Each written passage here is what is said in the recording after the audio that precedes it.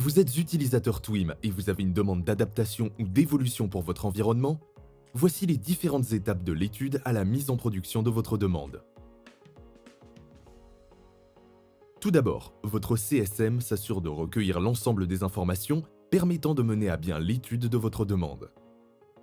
Il vérifie le contexte et l'objectif de l'évolution fonctionnelle demandée et transmet la demande au HPM. Le HPM propose la solution la plus pertinente par rapport aux évolutions de la plateforme Twim déjà envisagées dans la roadmap.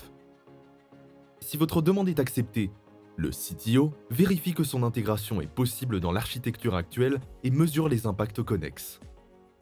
Il réalise une étude de faisabilité technique et une estimation de la charge de développement.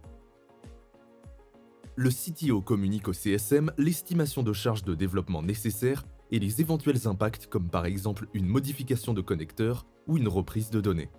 Enfin, le CSM établit un devis décrivant précisément le développement envisagé ainsi que l'échéance de mise en place. Une fois le devis validé, nous entrons ensuite dans la phase de développement et de test. Le HPM détermine une date de conception et inscrit l'évolution demandée dans la roadmap. Pour cela, il tient compte de la charge de travail estimée ainsi que des développements déjà planifiés.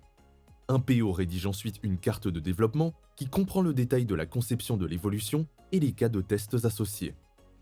Le CSM vérifie une dernière fois que la carte répond bien à la demande initiale du client avant l'intégration à un sprint de développement. Une date de livraison plus précise est donnée au client pour qu'il planifie les phases de test.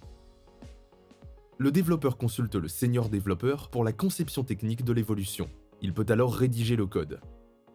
Des contrôles qualité du code et des tests unitaires sont effectués. Enfin, le senior développeur effectue un code review et valide le code. Le product owner teste et valide le fonctionnement du développement.